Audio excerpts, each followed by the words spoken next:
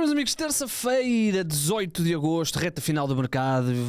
Temos aí algumas coisinhas para falar. Vamos começar com João Palhinha. O Benfica não desiste, insiste na contratação do internacional português. Já falámos aqui vezes que cheguem de João Palhinha.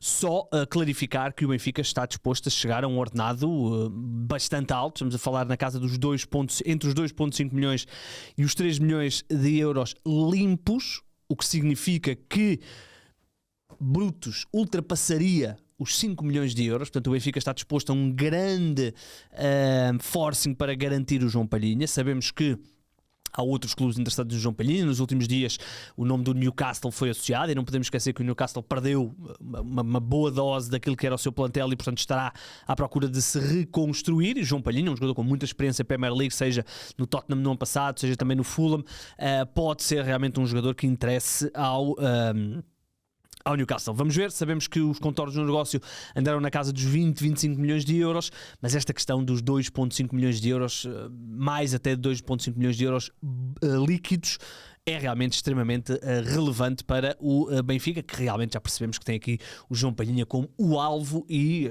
parece-me que, para já, parece-me um ótimo alvo, porque eu gosto muito do João Palhinha, e parece-me que o Benfica está a colocar os ovos todos num cesto. Vamos ver se a coisa vai funcionar. Para além de João Palhinha, o Benfica está também à procura de um defesa central, sabemos disso também, especialmente agora que o António Silva já saiu, e aparece aqui, avançado por Fabrício Romano, confirmado pela generalidade da imprensa nacional, Alessandro Sirkati, um defesa central, também ele, estava aqui a pensar no Irankunda, que é australiano, o Sirkati também é australiano, internacional australiano, e joga no Parma. Portanto, tem-se falado aqui, ou Fabrício Romano não avançou aqui valores, mas o jogador está avaliado na casa dos 18 milhões de euros, portanto andará por aí o valor que o Parma quererá, se calhar um bocadinho mais, se calhar na casa das duas dezenas que o Parma terá para o defesa central. Para já não há ainda muitas informações. Sabemos que é um central destro que pode atuar também como lateral direito, mais num sentido até, mais num esquema até 3 centrais, mas o Benfica não tem jogado assim, mas pode também fazê-lo. No Parma, na temporada passada, 33 jogos e um golo. Ele que já está no Parma há muitos anos, chegou vindo da Austrália, fez a fase final da formação no Parma e já faz parte da equipa principal do Parma desde 2021-2022.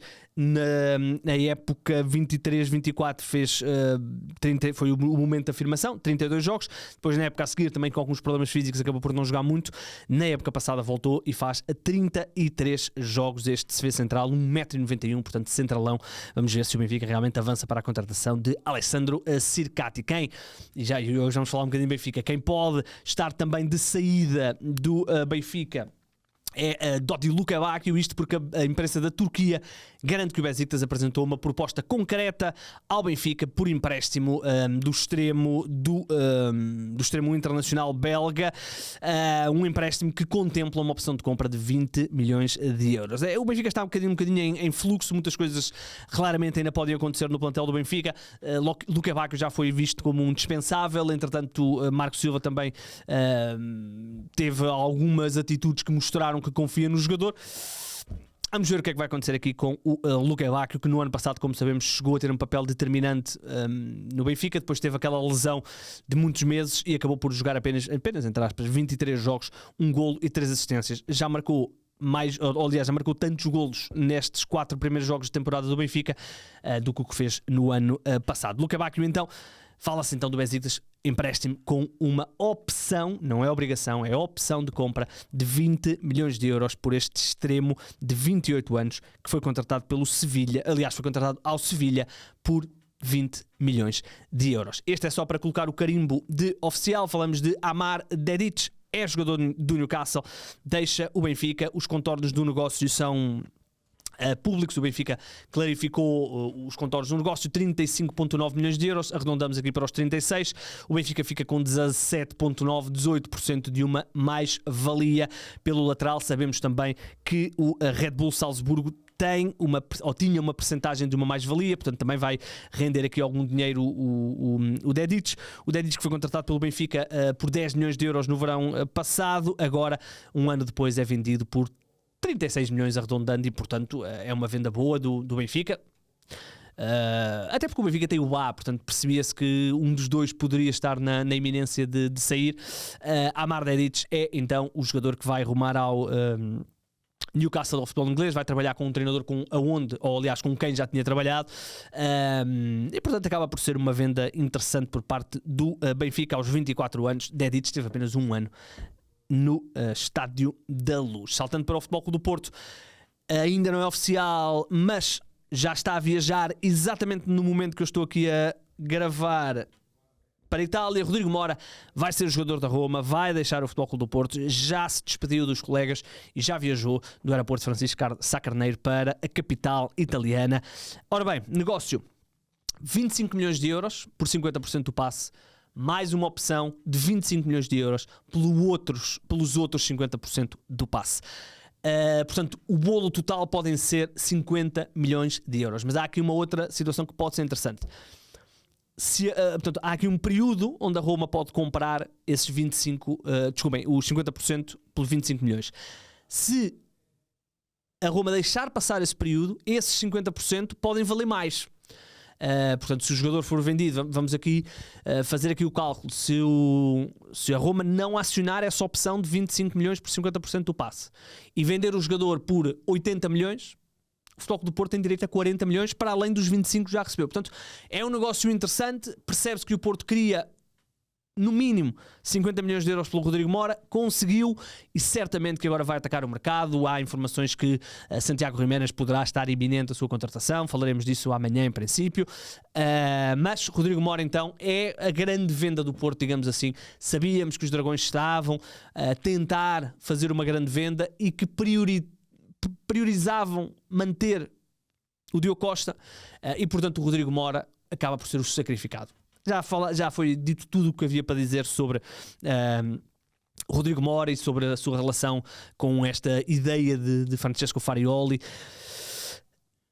Acabou por fazer 44 jogos no ano passado. Se calhar não são os 44 jogos que o Rodrigo Mora idealizava, mas compreende-se que a ideia de Francesco Farioli é tão dramática, é tão vincada e é de sucesso, que o Rodrigo Mora acabou por ser um bocadinho sacrificado deste sucesso do Futebol Clube do Porto, ou desta identidade tão robusta e com tanta pouca vontade de correr riscos. Rodrigo Mora então, mais um talento do futebol português, e eu confesso que fico feliz de ver o Rodrigo Mora sair, não é por sair do Porto, é sair para um sítio onde ele possa jogar mais. Quer dizer, estou eu a assumir que ele vai jogar com regularidade na Roma. Se também não for para jogar na Roma, mais valia ficar em Portugal.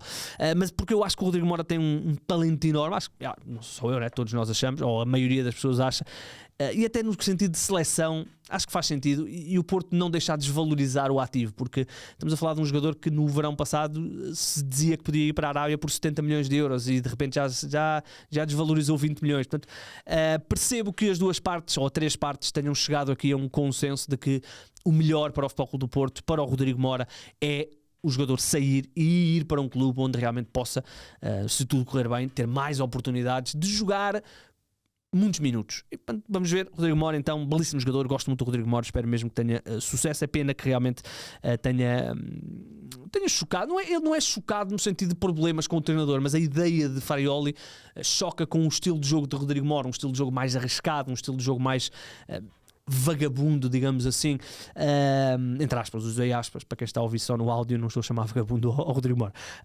E portanto, Rodrigo Mora então a caminho da Roma, Itália. Muito bem. Vai jogar com aquele guarda-redes que era do Benfica, não é? O Sevillar, acho que ainda anda por lá. Tenho a ideia que o Sevillar ainda anda por lá. Vamos agora ao Sporting, só comentar a situação de Jenny Catamo. O Jenny Catamo que fez uma maldade, aquele 2-0 do Sporting, é de uma qualidade, aquele sombrero que o Jenny Catamo fez sobre o adversário, impressionante. Jenny Catamo, o Sunderland se calhar viu esse vídeo e decidiu quintuplicar o ordenado do Jenny Catamo. Ora bem, o que é que eu quero dizer com isto? O Jenny Catamo, sabemos que o Sunderland não desiste e o Sunderland tem para o Jenny Catamo um ordenado que é 5 vezes maior do que aquele que ele recebe no Sporting. Ele recebe no Sporting cerca de 600 mil euros líquidos.